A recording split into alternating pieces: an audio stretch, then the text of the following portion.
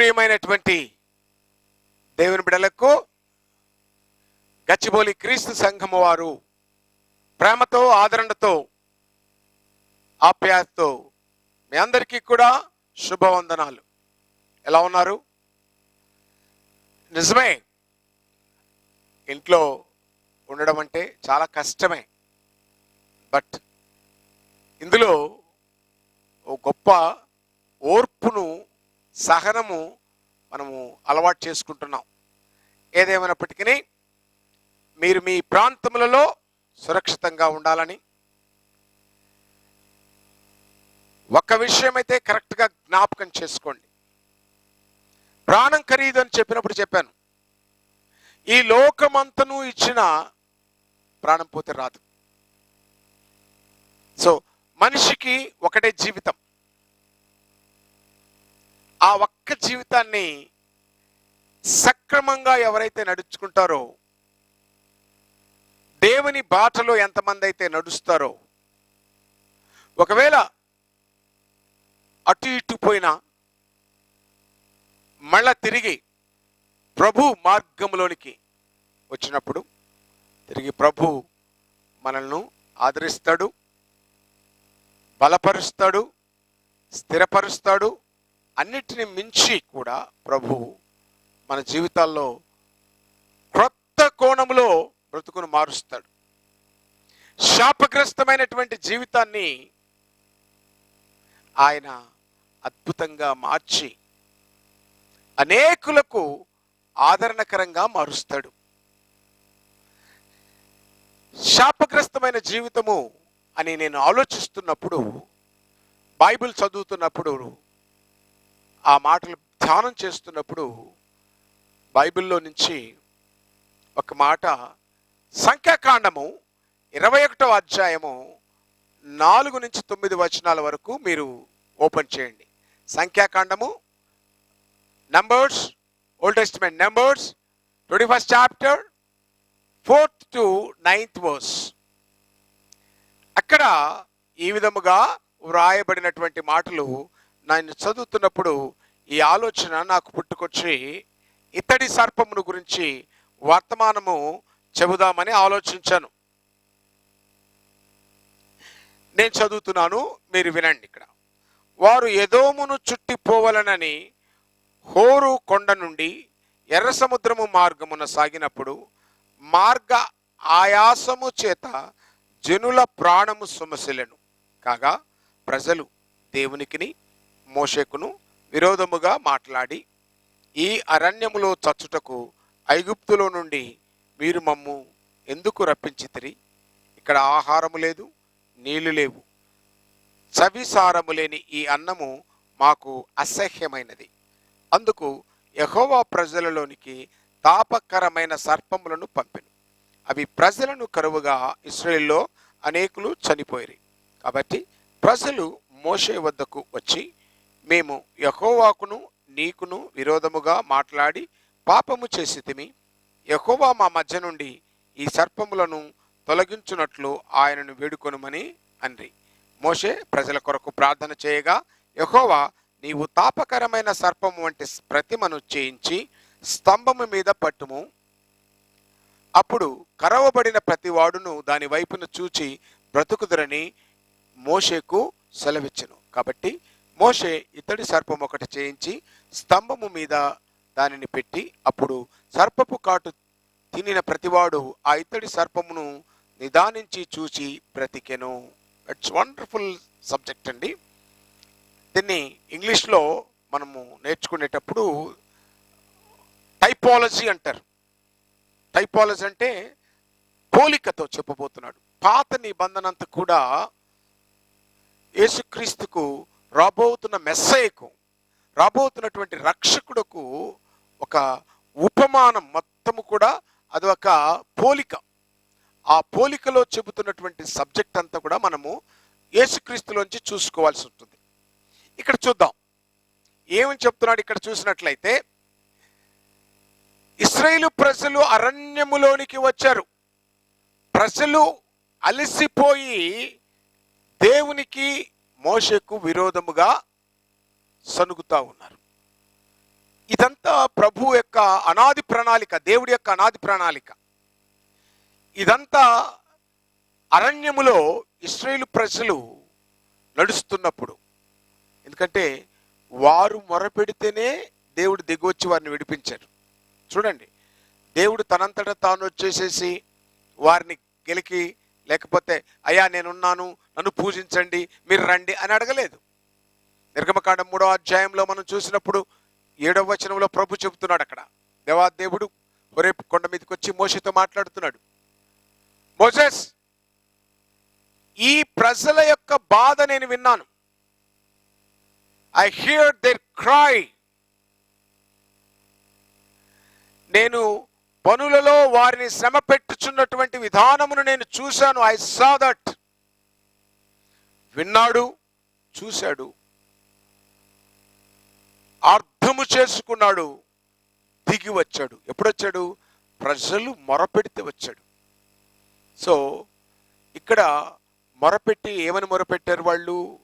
మాకు ఈ బానిస బతుకులను విడిపించండి, ఈ దరిద్రపు బతుకును విడిపించండి, ఈ పాపపు బ్రతుకును విడిపించండి అనగానే దేవుడు మోషేను పిలిచి వారిని ఐగుప్తులో ఓ గొప్ప అద్భుతాలు చేయించాడు. ఇక్కడ ఇత్తడి సర్పమును ఒక పోల్ మీద, ఒక కర్ర మీద పెట్టి చూపిస్తున్నాడు. Bronze serpent. స్తంభం అంటే కర్ర, కర్ర పామును చూపిస్తున్నాడు. ఎప్పుడైతే ఈ ప్రజలు అరణ్యములోనికి రావడానికి మునుపు మోషే యెహోవాతో మాట్లాడి ఫరో దగ్గరికి అహరోను కలిసి వచ్చినప్పుడు ఫరోతో చెప్పాడు, మా దేవుడు తన ప్రజలను తీసుకుని వెళ్ళి ఆరాధించడానికి అక్కడ అరణ్యములో ఏర్పాటు చేసుకున్నాడయ్యా, మేము వెళ్ళిపోవాలి. కానీ మూర్ఖుడైనటువంటి ఫరో మాట్లాడుతున్నప్పుడు మోషే దేవుడు పంపిన వాడు శక్తి ఎంత ఘనమైనదో చూపించడానికి మోషే తన కర్రని కింద పడేసేసాడు. అది పామైంది. అర్థమవుతుందండి? అదే సమయంలో మంత్రగాళ్ళు కూడా వాళ్ళ కర్రల కింద పడేశారు. అవి పాములైపోయాయి. కానీ మోషే పడేసిన కర్ర మిగతా పాములన్నీ తినేసేసింది. ఆ పాములు కనపడకుండా ఎగిరిపోయాయి. తిరిగి మోషే ఆ కర్రను చేతితో ఆ పామును పట్టుకోగా కర్ర అయిపోయింది. ఇక్కడ ఒక లింక్ చూపిస్తున్నాడు. అరణ్యములో ఉన్నటువంటి ప్రజలు, దేవుని ప్రజలు, వారు కళ్ళారా చూశారు. మోషే చేసినటువంటి అద్భుతాలు విన్నారు అక్కడ. అయితే వారేం చేశారు? విడిపించినటువంటి నాయకత్వాన్ని ఎదిరించారు, రక్షించిన దేవుణ్ణి వ్యతిరేకించారు. అవునండి, విడిపించిన నాయకుడైన మోషేకు ఎదురుగా సనుక్కున్నారు, గొనుక్కున్నారు. ఏమంటున్నారు? ఈ సవి సప్పిడి లేని ఆహారము మేము తినాలనా? ఇక్కడికి వచ్చి చావాలనా? ఇంకా ముందుకు వచ్చినప్పుడు ఉల్లిపాయల కూరగాయల కోసం కూడా ఏడ్స్ వచ్చారు. మా ఊర్లో మేము మాంసం వండుకునే తినేటోళ్ళము, మేము ఉల్లిపాయలు తినేటోళ్ళము, కీరకాయలు తినేటోళ్ళము, అది తినేటోళ్ళము, ఇది తినేటోళ్ళము. ఇక్కడికి వచ్చినాక అంటే మనిషి రక్షించబడ్డాక, బాధలలో నుండి బయటికి వచ్చాక కృతజ్ఞతాహీనుడు. బాధలో ఉన్నప్పుడేమో నువ్వే రక్షణ. నాకు ఇలాంటి అనుభవాలు చాలా చాలా నిజమండి. వాళ్ళు కష్టాల్లో ఉన్నప్పుడైతే ఎలా మనల్ని చూస్తారో, వాళ్ళకి శ్రమ దాటిన వెంటనే ఎంత దుర్మార్గంగా ప్రవర్తిస్తారు. స్థానిక సంఘంలో ఒకడికి కాలు ఇరిగింది. 2-3 సంవత్సరాల క్రితం అనుకుంటా. కాలు ఇరిగి దిక్కుదేవనం లేని పరిస్థితుల్లో భార్య బిడ్డలు ఈయన్ని. అప్పుడు మనం వాళ్లకు పెద్ద నాయకుడు. అన్ని బాగైపోయినాక కృతజ్ఞతాహీనుడు, సనగడము గొనగడం. ఇంకొకడు మర్డర్ చేసి జైల్లో ఉన్నాడు, బయటకు వచ్చేటప్పటికి ఏమీ లేదు. ఇంకొకరి ఇంట్లో ఇంత ముద్ద మెతికేస్తే వాళ్ళు తిన్నాక తినాలా, అయ్యా మీరే అన్నారు, ఏడబడి తిన్నారు. అన్ని కష్టాలు బయటికి రాగానే మళ్ళా వాడి వంకర. ఇంకొకడైతే 8 సంవత్సరాలు డైరెక్ట్గా బర్రె మేసినట్టు మేసేసాడు. అవసరం తీరిన వెంటనే. ఎందుకు ఈ మాటలు చెప్తున్నానంటే, మోషే జీవితంలో వీళ్ళందరి కొరకు ఎంత శ్రమ పడ్డాడు, ఎంత ప్రాధాన్యపడ్డాడు అనే సంగతి మర్చిపోయి గొనగడం మొదలుపెట్టారు, సనగడం మొదలుపెట్టారు. వారు గొనుగులు సనుగులు వాళ్ళకి అర్థం కాలేదు. అయ్యా మేము బాధల్లో ఉన్నాము, మమ్మల్ని విడిపించండి అని మొరపెడితేనే మోషేని పంపించాడు. అప్పుడు అక్కడ కర్ర చూసినప్పుడు, దేవుని కర్ర, ఈ కర్రను తీసుకొని మోషే హోరేబు కొండకెక్కి అక్కడ కాల్చున్నటువంటి పొదలో దేవుణ్ణి చూశాడు. అక్కడ ఆయన మాట్లాడుతున్న సందర్భంలో నీ కర్ర కింద పడేయ్ అనగానే అది ఫామ్ అయిపోయింది. దాన్ని మళ్ళీ పట్టుకో అని పట్టుకున్నాడు. అంటే ఆ మోషే చేతిలోని కర్ర ఎంత శక్తివంతమైనదో. మాంత్రికులు ఈ లోకంలో ఉండేటువంటి వాళ్ళ కల్పన, ఎల్యూసినేషన్ సిస్టమ్స్, వాటినన్నింటినీ మింగేసినటువంటిది కర్ర అనగా స్టఫ్ అనగా దుడ్డు కర్ర అనగా దేవుని వాక్యము. దేవుని వాక్యము అనే ఈ కర్ర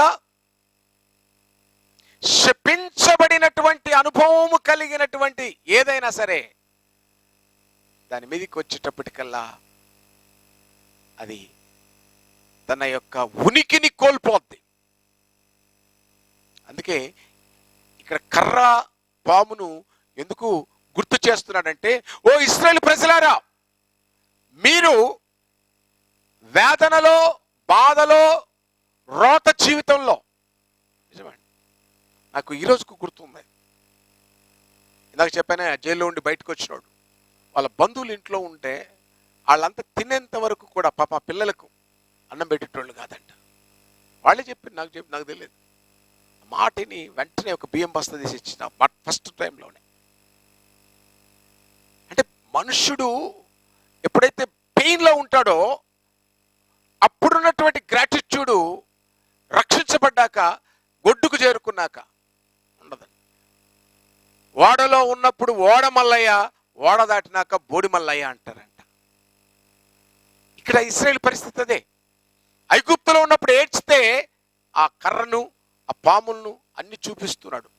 అదన్నా చేసి వీళ్ళకి పెడితే ఆ మనసు తిరిగి వస్తుందేమో, ఆ మనసు తిరిగి వస్తుందేమో అని ఆలోచించుకొని అక్కడ ఆ కర్రను పాతి దాని మీద ఇత్తడి సర్పాన్ని పెట్టాడంట, బ్రాంజ్ సర్పాన్ని పెట్టి మోషే వాళ్ళకి చెప్పాడు, మీ గొనుగుళ్ళు సనుగుళ్ళు, మీ దొంగ దుర్మార్గ ఆలోచనలు దేవుడికి తెలుసు. నిజమేనండి. నిన్న మొన్న మన సహోదరులు నాతో మాట్లాడుతూ, రాబోయే దుర్మార్గమైన కీడును తప్పించడానికి ఈ కొంత కీడుతో సరిపెట్టారేమో బ్రదర్. ఇద్దరు మన దాసన హరి ఫోన్ చేసి నన్ను ఓదార్చినమాట. రాబోయే ఇంకొక దుర్మార్గమైన కీడు రాబోతుంటే ఆ పెద్ద కీడును తప్పించి దీంతో దుర్మార్గులను ఎల్లగొట్టేసాడేమో అని చెప్పినప్పుడు ఈ పాఠం నాకు గుర్తొచ్చింది. ఎంతమంది అయితే గొనిగారో సనిగారో వాళ్ళ మీదకి ఏం పంపించాడంట? తాపకరమైన సర్పమును పంపించాడు. గొనుగుళ్ళు సనుగుళ్ళు దేవునికి వ్యతిరేకముగా, రక్షించిన వారికి వ్యతిరేకంగా, ముఖ్యంగా మీ బతుకులను పెంట మీద పొరలాడుతున్నటువంటి బతుకులను మనవి విడిపించిన వాడు దేవుడు. అలా విడిపించిన వాడి మీద విడిపించినప్పుడు ఏం మాట్లాడుతున్నారో తెలుసా దాసన? మనుషుల్లో దేవుడు అయ్యా, మేము అనేకమైన పాస్టర్లను చూసాము కానీ నీలాంటి ఆయన చూడలేదు. అందరూ మాటలతో చెబుతారు, నువ్వు చేతులతో సహాయం చేసావయ్యా. మేము కాదనలేదే, మాకు అన్నం పెట్టలేదనలేదే అని మళ్ళా నంగనాచి మాటలు మాట్లాడతారు. ఇదే ఇక్కడ మోషే సహాయం చేసినప్పుడేమో నమస్కారం బాబు నువ్వు పెద్దోడివి అని. మోషే తన ఇంటి నుండి గుడారమునకు వెళ్ళుచున్నప్పుడు వచ్చుచున్నప్పుడు జనులు లేచి నిలబడిరి అని రాయబడది. అంటే మంచి జరిగితే అంటే పెడితే పెళ్లి కోరడం, లేకపోతే చెప్పాలి పెడితే పెళ్ళి, లేకపోతే సావు. ఇది ఇలాంటి వారి మీదకి తాపకరమైన సర్పాలు వస్తాయి. దేవుడు తప్పక మెమే టెకేల్ ఉపాసిని అని అన్నాడు. అంటే ఏమో తెలుసా, నిన్ను లెక్క వేస్తాడు, చూస్తాడు. నిజమేనండి. ఒక్కసారి దేవుడు లెక్క వేసినప్పుడు ఇంత చిన్న దాంతో పోయాడా వీడు? ఎస్. కాబట్టి ఆలోచన చేయండి. ఏమంటారు రాయబడేది ఇక్కడ? వారు ఏమంటున్నారంటే ఇక్కడ, ఈ సవిసారము లేని ఈ అన్నము మాకు అసహ్యమైనది అన్నాడు. అన్ని రోజులు తిన్నారు, ఇప్పుడు ఏమన్నారో తెలుసా? అసహ్యమైపోయింది. అసహించుకోండి అని చెప్తా ఉన్నా. ఒక్కొక్కటి జీవిత చరిత్ర, ఒక్కొక్కటి భాగోతము, ఒక్కొక్కటి లైఫ్ను చించి ఆడ పెడితే పందులు కూడా పుట్టం అలాంటి జీవితాలు. కానీ ఏమన్నారో తెలుసు ఇక్కడ? అసహ్యమైపోయింది అన్నాడు. ఇక తాపకరమైన సర్పము వచ్చేసింది. తాపకరమైన సర్పం అంటే ఏదో మీరు కింగ్ కోబ్రాలు వచ్చి కాటేస్తాయని కాదండి.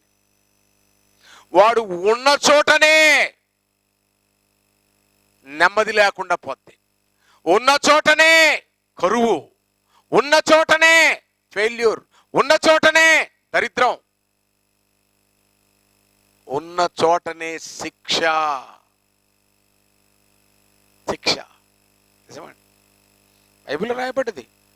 నరహత్యకు శిక్ష ఏంటో తెలుసా? బైబిల్లో రాళ్లతో కొట్టి చంపడమే. రాళ్లతో కొట్టి, మళ్ళీ అటు ఇటు కాదు. కాబట్టి దేవుణ్ణి దూషించడము అంటే బైబిల్ ఏం చెప్తుందో తెలుసా మీకు? నరహత్యతో సమానము. దైవజనుని దూషించుటతో సమానం ఏంటో తెలుసా? ఇక్కడ మీ లేఖనాలు ఉన్నాయా లేదా? హరి చూస్తున్నావా? ఏముంది నాడా? వారు దేవునికి మోషేకును అన్నాడు. ఇద్దరికి. ఇదంతా నేను ఎందుకు చెప్పుకొస్తున్నానంటే ప్రియులారా, బైబిల్ చెప్తున్నది ఇత్తడి సర్పము అనేది ఎందుకు పెట్టాడంటే, శపించబడినటువంటి అనుభవం ఉన్నటువంటి దాన్ని కర్ర అంటే దేవుని వాక్యము మింగేస్తదిరా బాబు. మీరు ఆ సర్పాల వైపున, ఆ దరిద్రం వైపున చూడకుండా దేవుని వైపున చూడండి. దేవుని వైపున చూడండి. It's a typology. నేను మళ్ళీ చెప్తున్నాను, ఇదంతా కూడా ఏంటంటే రాబోయేటువంటి యేసుక్రీస్తుకు సాదృశ్యం. మీరు ఇదంతా కూడా యోహాను సువార్త 3వ అధ్యాయంలో మనం చూసినప్పుడు, యోహాను సువార్త 3వ అధ్యాయం, యేసుక్రీస్తు ప్రభువారు దేవుని కుమారుడు. ఆయన నికోదేము అనేటువంటి ఒక శాస్త్రి, యూదుల అధికారి. 3వ అధ్యాయం 1వ వచనం, యూదుల అధికారి అయిన నికోదేమును పరిసయ్యుడు ఒకడు ఉండెను. అతడు రాత్రి సమయమందు ఆయన యొద్దకు వచ్చి, బోధకుడా నువ్వు దేవుని యొద్ద నుండి వచ్చిన వాడవు అని చెప్తున్నాడు. It's very good. దేవుడి నుండి వచ్చిన వాడు మంచిదే, everything is good. But thing ఏంది? ఒకడు నీటి మూలముగాను ఆత్మ మూలముగాను జన్మించినదే వాడు దేవుని రాజ్యంలో ప్రవేశించలేడయా అన్నప్పుడు ఇది ఎలా సంభవము? ముసలివాడైనటువంటి వాడు తల్లి గర్భంలో ఎలా ప్రవేశిస్తాడు? యూదుల మతాధికారి అయినావు, యూదుల బోధకుడు అయినావు. Don't you know this? అర్థం కాదా? ఒకడు నీటి మూలముగాను ఆత్మ మూలముగాను జన్మించాలి అన్నప్పుడు ప్రభు ఆయనకు చెప్పినటువంటి పాఠం టైపాలజీలో చూద్దాం. ఇక్కడ చూద్దాం మనం ఏమంటున్నాడు. మీరు క్రొత్తగా జన్మింపవలనని నేను నీతో చెప్పినందుకు ఆశ్చర్యపడవద్దు.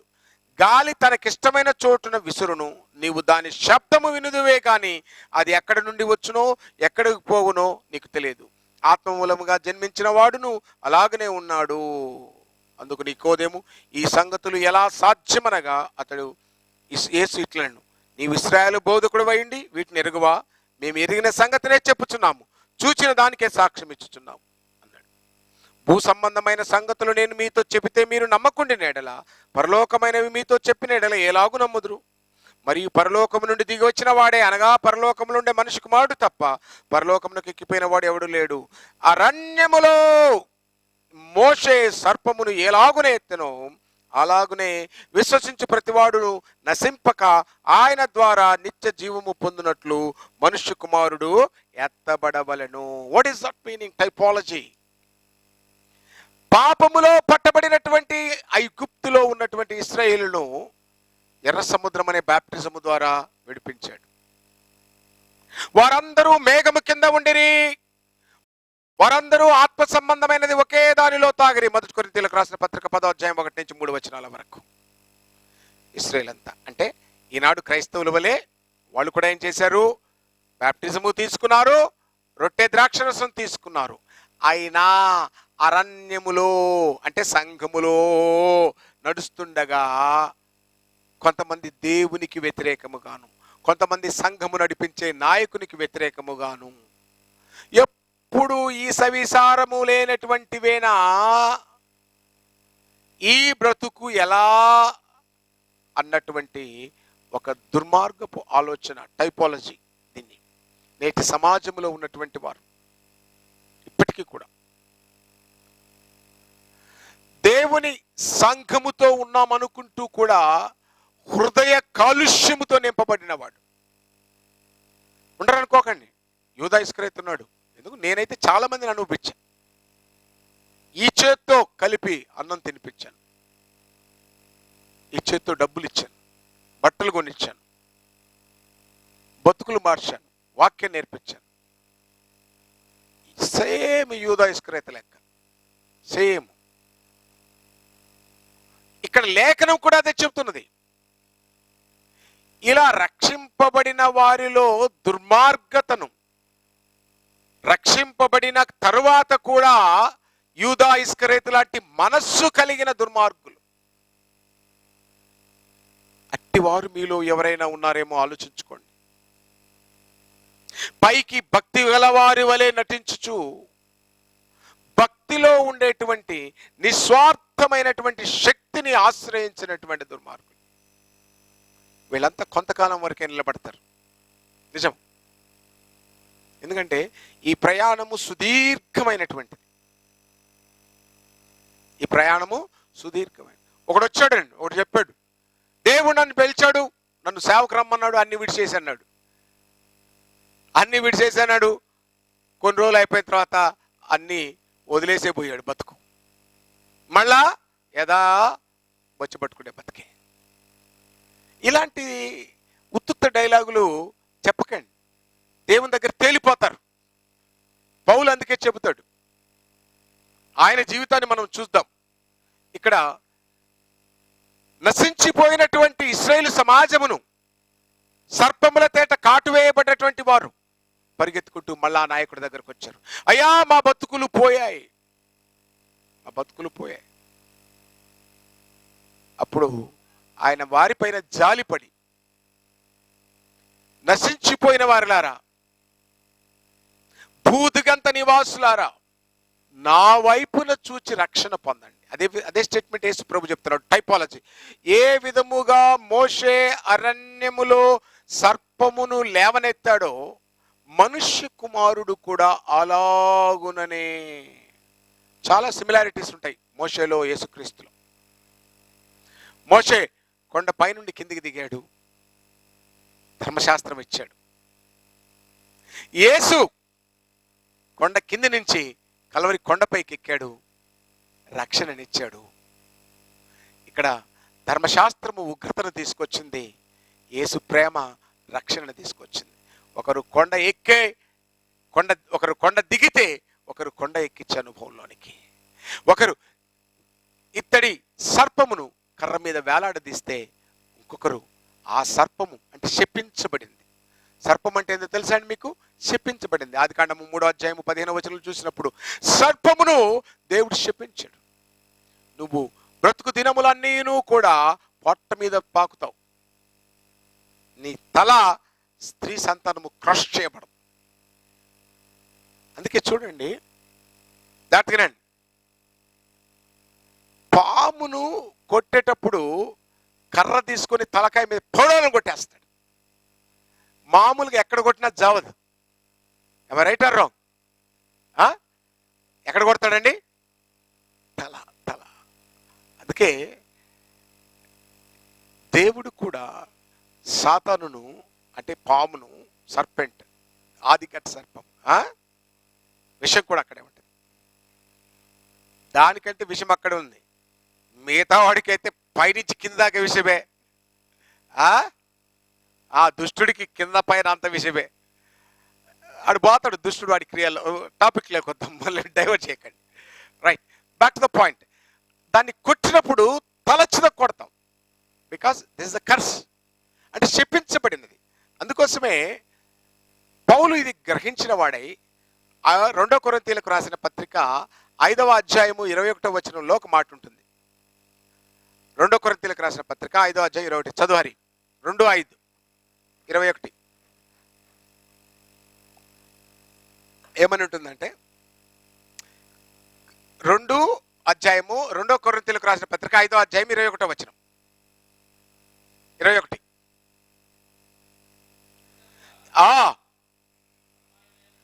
మనము ఆయన యందు దేవుని నీతి అగునట్లు పాపమెరుగని ఆయనను మన కోసము పాపముగా చేసెను. హి was cursed in your place. అర్థమవుతుందండి? ఆ కర్ర ఏం చేసింది? దుష్టుల పాములన్నింటినీ మింగేసింది. ఎక్కడ? మోషే కింద పరేస్తే ఏమైపోయింది? పాము అయింది. మిగతావన్నీ మింగేసింది. ఆ దాని మీద ఒక రిప్రజెంటేషన్ చూపిస్తున్నాడు. ఇక్కడ ఏమని చూపిస్తున్నాడు అంటే, ఇక్కడ ఒక ఆయన నన్ను అడిగాడండి, యాండి వాళ్ళు పామును బ్రాంజ్ సర్పెంట్ ఎందుకు చేశారు, ఇత్తడి పామును ఎందుకు చేశారు? ఇనుముది చేయొచ్చు, బంగారం చేయొచ్చు, వాళ్ళకేం తక్కువ కాదు, చేయొచ్చు కదా అని అడిగారు. అర్థమైందంటే క్వశ్చన్లో ఇత్తడి సర్పమే ఎందుకు? సర్పం ఓకే, ఇత్తడి సర్పం ఎందుకు? సర్పము శపించబడ్డది, కానీ ఇత్తడిది అనేటువంటిది అక్కడ మనం చూసినప్పుడు ఇత్తడి గంగాలం ఉంటుంది. ఎక్కడ? ప్రత్యక్ష గుడారములో. ఇత్తడి గంగాలం ఏంటో తెలుసా మీకు? బాప్టిజమునకు సాదృశ్యం, అంటే పాపమును కడిగి వేయుటకు సాదృశ్యం. అందుకే ఇక్కడ మోషే చెప్తున్నాడు, మీరు ఎందరైతే ఆ యొక్క పాము కాటుకు గురవుతారో మళ్ళా వచ్చి ఏం చూస్తారు? ఇత్తడి సర్పాన్ని చూడండి. అంటే తిరిగి మళ్ళా మనల్ని కడుక్కోవడం ఎలా కడుక్కోవాలి? ఒకసారి బ్యాప్టిజం తీసుకున్నవాడు మళ్ళీ బ్యాప్టిజం తీసుకోవాల్సిన అవసరమో లేదు. మరి ఏముందంటే ఇక్కడ ఎఫెసీయులకు రాసిన పత్రిక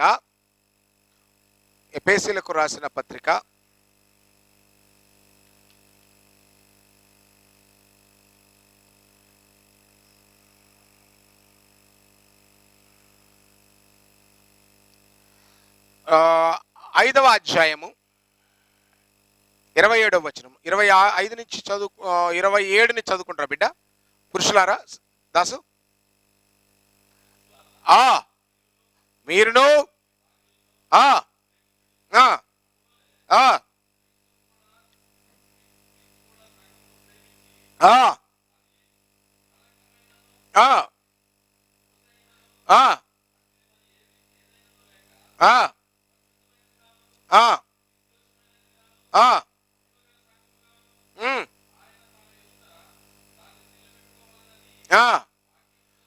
వాక్యముతో ఉదక స్నానము చేసి దాన్ని శుభ్రపరిచాడు. ఉదక స్నానం. అర్థమవుతుందండి? సో ఈ ఉదక స్నానము అని అంటే వాక్యము చేత అనగానే మొదటి యోహాను పత్రిక 1వ అధ్యాయము 7వ వచనం చూడండి. మొదటి పత్రిక, యోహాను మొదటి పత్రిక 1వ అధ్యాయము 7వ వచనం. మనము ఆయనతో అయితే ఆయన వెలుగులో ఉన్న ప్రకారము మనమును వెలుగులో నడిచిన ఎడల అప్పుడు అన్యోన్య సహవాసము గలవారమై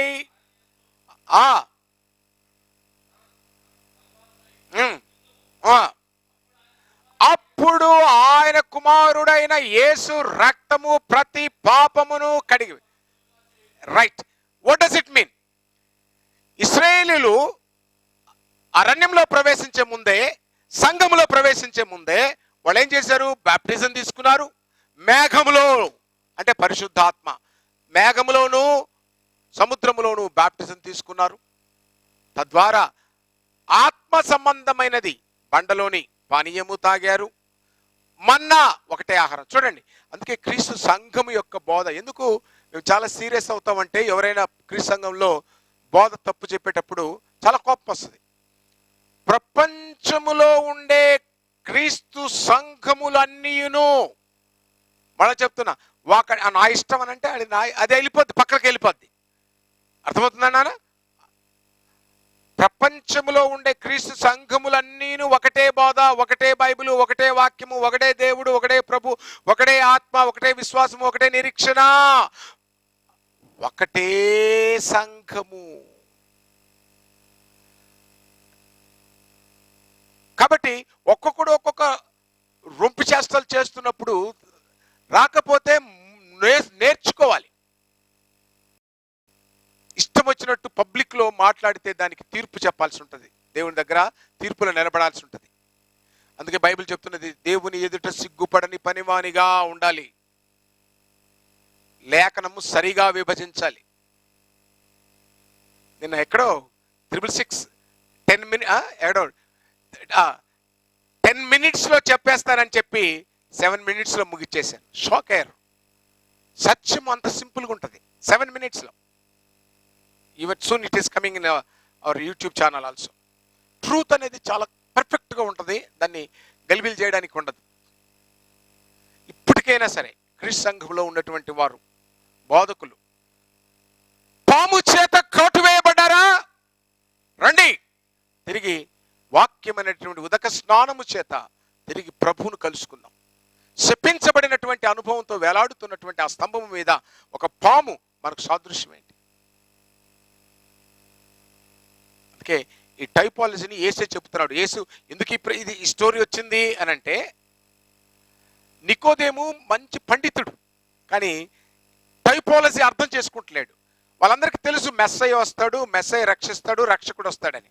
బట్ బైబిల్లో మనం ఎదురు చూచుచున్న మెస్సయ్య ఈయనే అని బైబిల్లో యోహాను సువార్త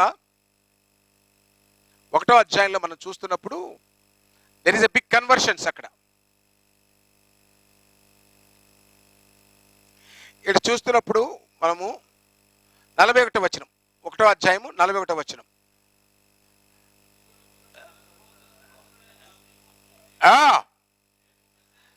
మేము మెస్సయ్యను కనుగొంటిమని చెప్పి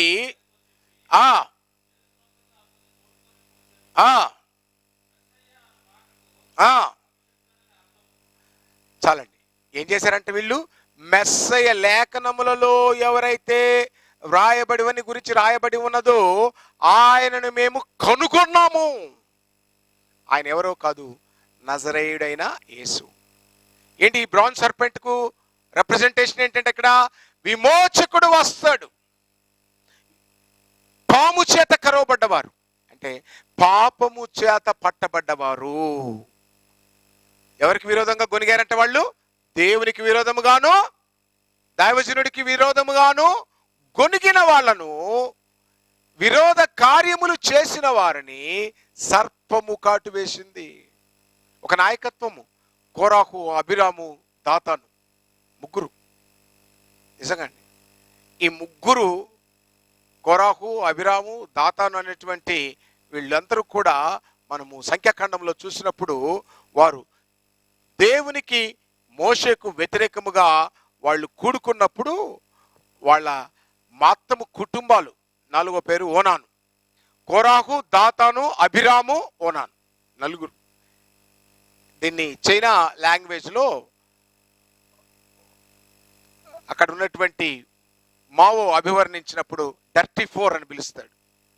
దుష్టులను ఈ dirty 4, this dirty 4 people has plotted against the Moses. వెంటనే నోరు తెరిచి భూమి వారిని మింగివేసింది. అయిపోయారు, ఫినిష్. ఇక్కడ స్థాపకరమైన సర్పములు వచ్చి కాటు వేసేసాయి. మళ్ళీ ఎక్కడికి పోయారు? వీళ్ళు? ఇలా ఎవ్వడు మళ్ళా ఆదుకోడు. ఉగ్రత ఎట్టొస్తుందో తెలుసా? హరి, ఎంత భయంకరంగా ఉంటుందంటే ఉరితాడు మెడకు పడి ఊగిసలాడుతూ ఉంటుంది. అట్లా ఉరి తరిమినట్టు తరుముతారు. నిజమండి, ఐ నో దట్. నరహంతకులకు పడేటువంటి శిక్ష ఉరి, ఏమాత్రం దాంట్లో తేడా లేదు. ప్రూడ్. అవునండి, దేవుడు ఏబేలును కయ్యూను చంపితే భూమిలో నుండి తన రక్తము, ఆ రక్తము దేవునికి మొరపెట్టిందంట. కయ్యూను ఏమనుకున్నాడంట? సాక్ష్యం లేదనుకున్నాడంట. కానీ రక్తం ఏం చేసింది?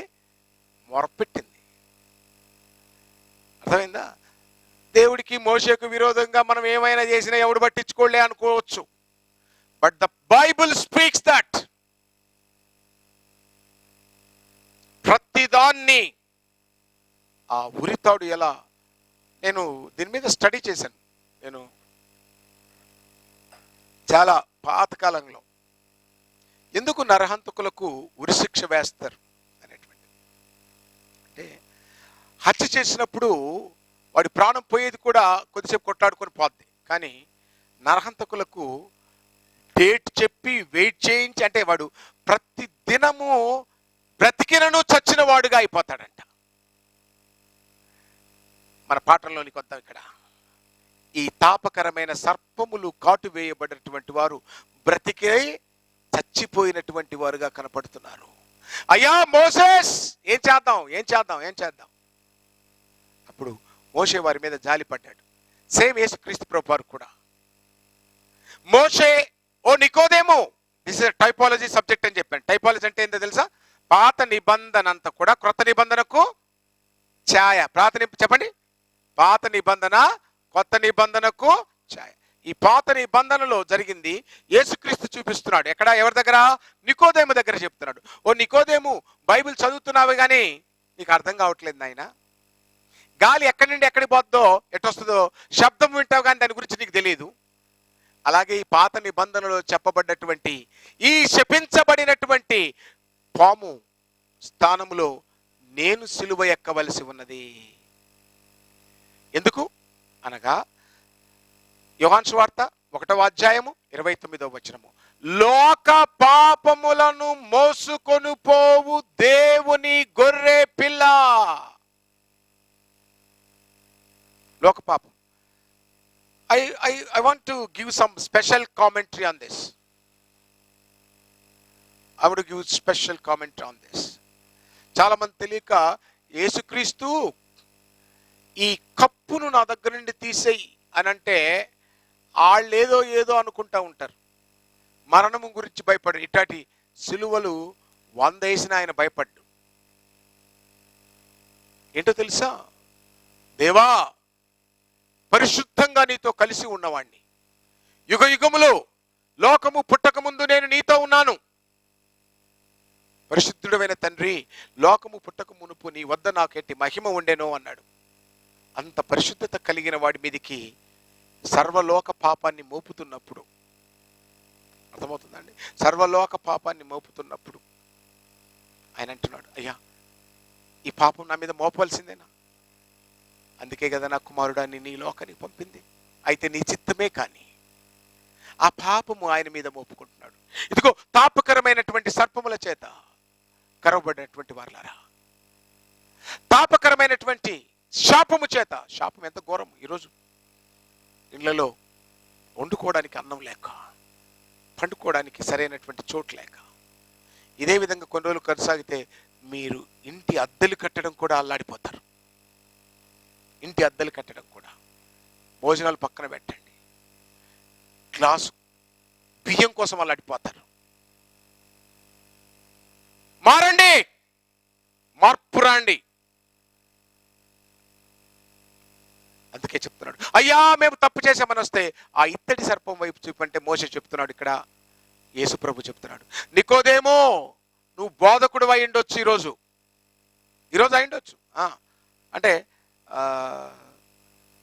నిన్న మా దాసుతో మేము మాట్లాడుతున్నప్పుడు చెప్పాడు, అన్న ఏందన్నా ఇల్లు బోధకులు అంటే అడుక్కు తినేటోళ్ళ.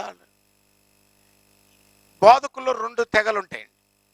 బోధకులు అని చెప్పేవాళ్ళు, ఒకరు దేవుని వాక్యం కోసం బ్రతికేటోడు, ఇంకొకడు దేవుని వాక్యమును అమ్ముకొని బ్రతికేటోడు. మళ్ళీ చెప్తాను వినండి, ఈ బోధకుల్లో 2 రకాలు.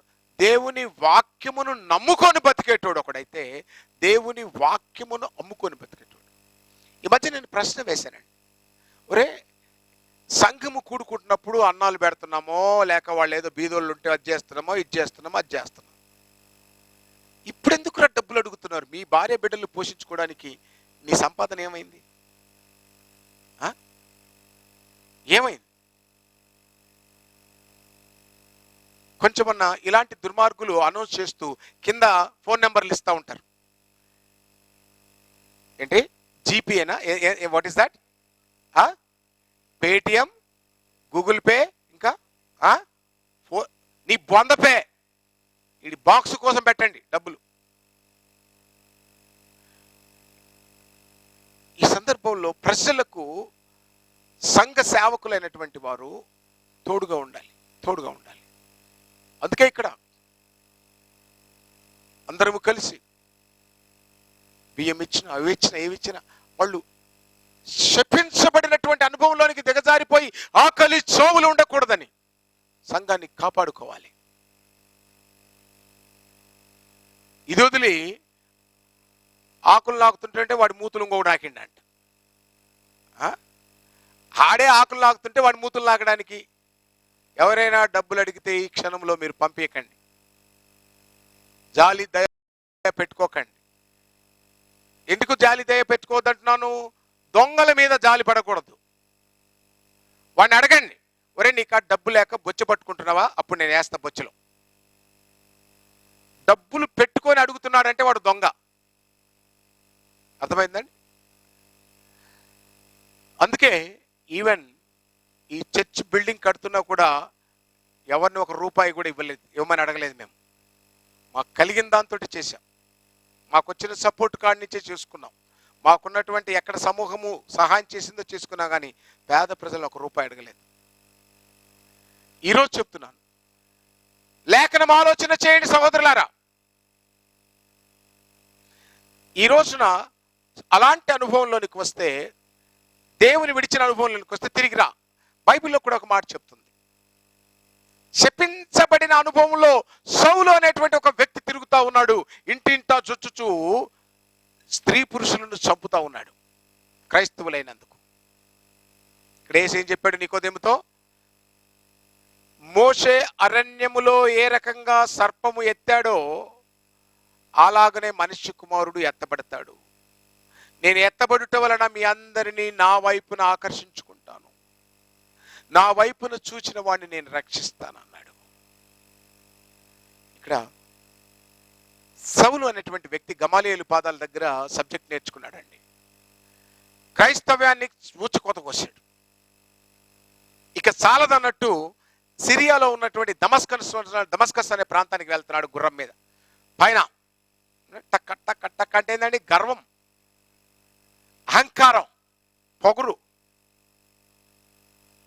నిజమండి, మనుషులకు లేనప్పుడు ఒక రకంగా ఉంటాడు, రాగానే ఇంకొక రకంగా మాట్లాడతాడు.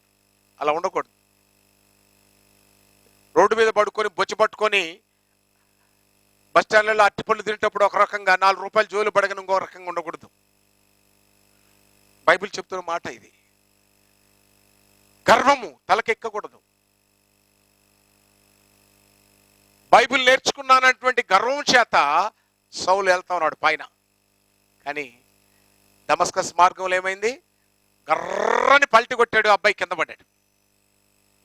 చుట్టూ ఉన్నటువంటి వాళ్ళు అనుకున్నారు, ఏయ్ నా బలము ఈ చుట్టూ ఉన్నోళ్ళు.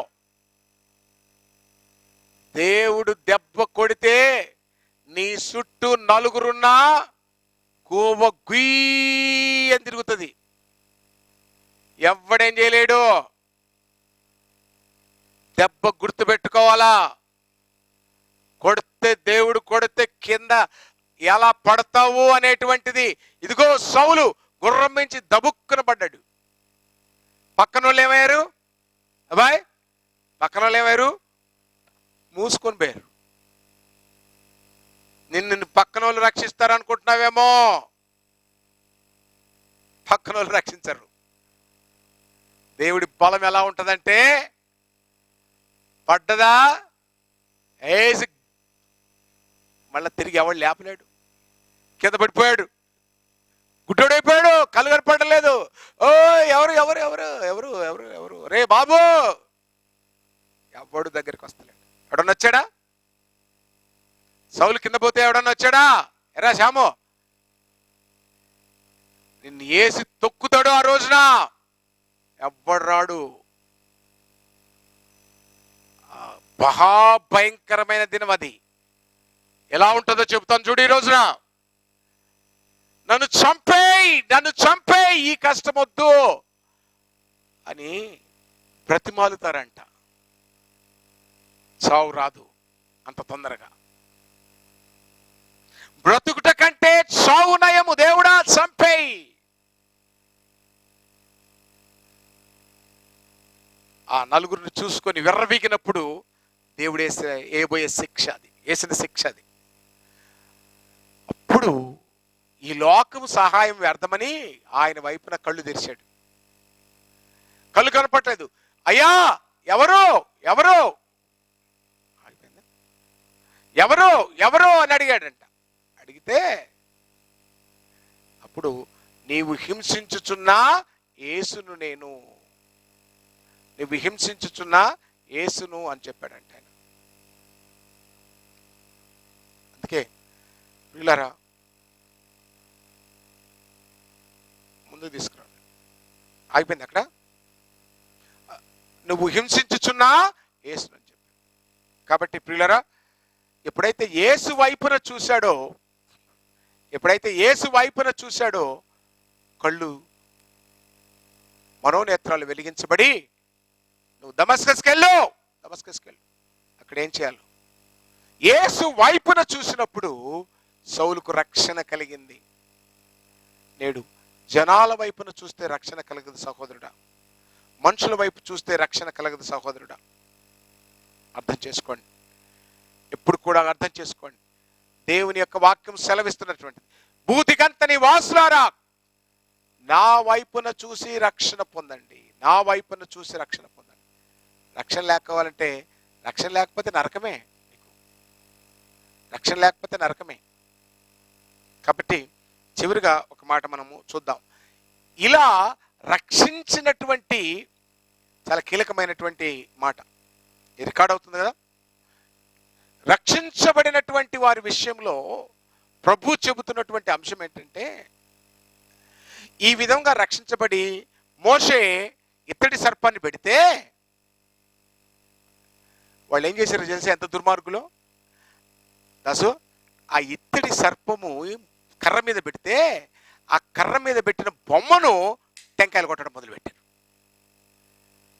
ఎంత దుర్మార్గులు చూడండి. దానికి పూజలు చేయడం మొదలుపెట్టారు, దాన్ని ఆరాధించడం మొదలుపెట్టారు. చివరికి రెండో రాజుల గ్రంథము 18వ అధ్యాయము 4వ వచనం. రెండో రాజుల గ్రంథము 18వ అధ్యాయం 4వ వచనం.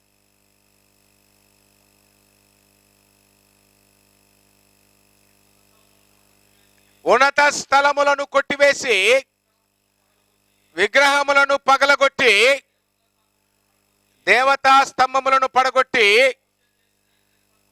మోషే చేసిన ఇత్తడి సర్పమును చిన్న భిన్నములుగా చేసెను. కింద చదువు, ఇంకా దానికి ఒక పేరు పెట్టారు. దానిని ఇశ్రాయేలీయులు నెహుష్టాము అని పేరు పెట్టి దానికి ధూపం వేస్తూ వచ్చిరి. చూడండి ఎంత దుర్మార్గులో. ఆడేం చెప్పాడు ఆయన? ఇక్కడ రోమన్ కేథలిక్ నేర్చుకోవాల్సింది ఒక సిస్టమ్ ఉంది. ఇక్కడ ఈ కర్ర మీద వేలాడిన సర్పం ఎవరికి గుర్తుగా ఉన్నది?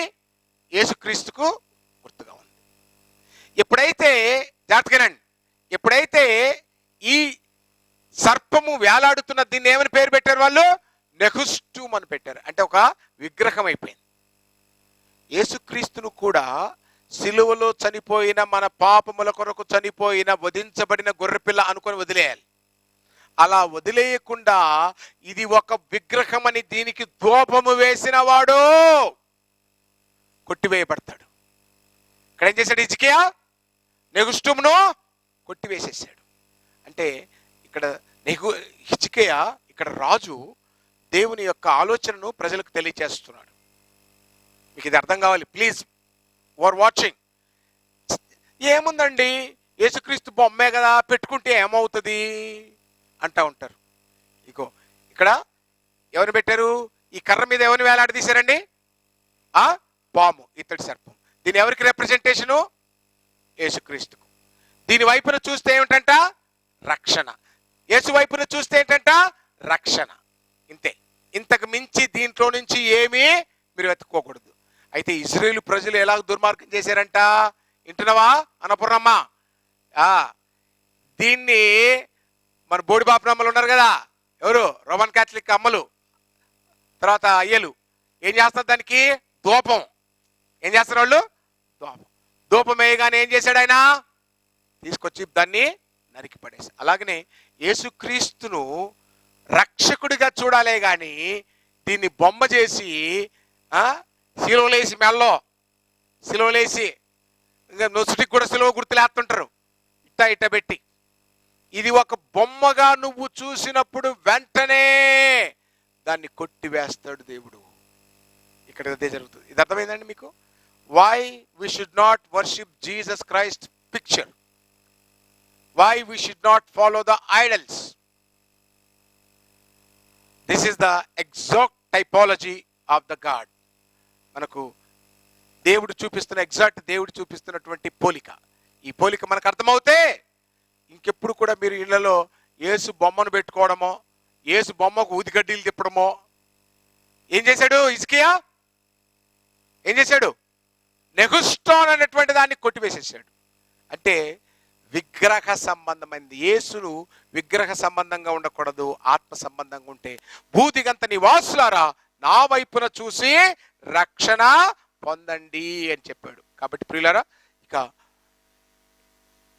యేసుక్రీస్తు యొక్క రక్తము చేత విడిపించబడినటువంటి వారలారా, బాప్టిజం వలన రక్షణ పొంది ప్రభు యొక్క ఆత్మ పొందుకున్న వారలారా, అరణ్యంలో ప్రవేశించాక, క్రీస్తు సంఘంలో ప్రవేశించాక తాపకరమైన సర్ప కాటుకు గురయ్యావు నువ్వు ఈ రోజున. అందుకే ఆకలి కల్లాడుతున్నావు.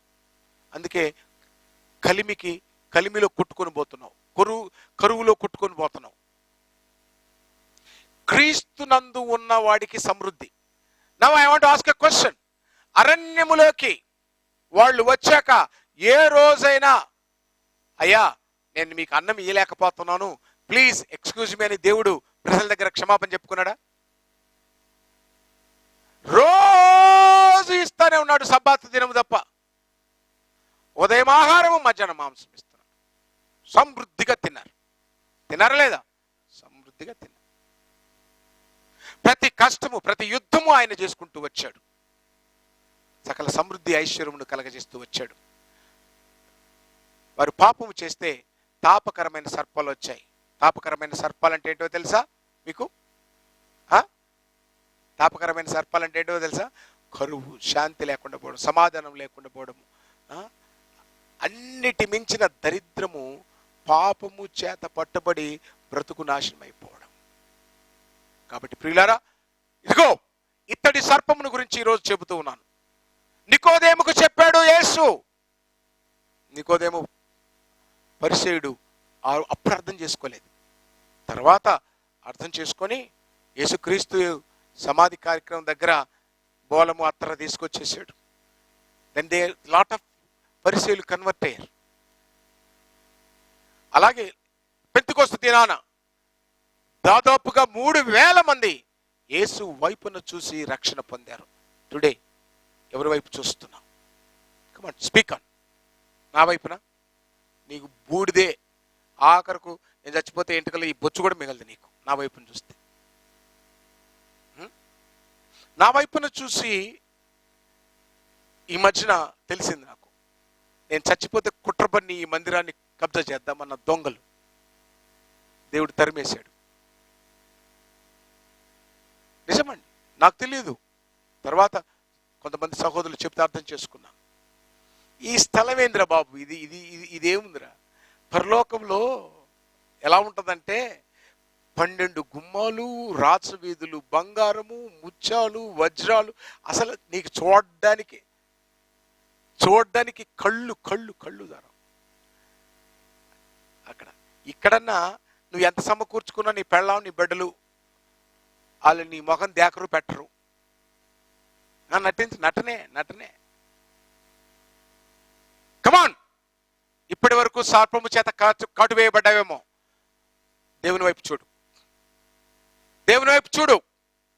భూదిగంత నివాసులారా నా వైపున చూసి రక్షణ పొందండి. సిలువలో యేసుక్రీస్తు మన కోసం వేలాడాడు.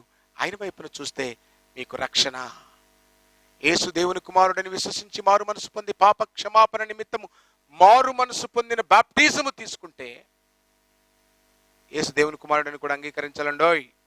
అప్పుడు బాప్టిజం ద్వారా దేవుని ఆత్మను పొందుతావు. ఇది మీకును మీ పిల్లలకును అనగా ప్రభు అయిన యేసు వద్దకు పిలువబడిన వారందరికీ ఇది కలుగుతుంది.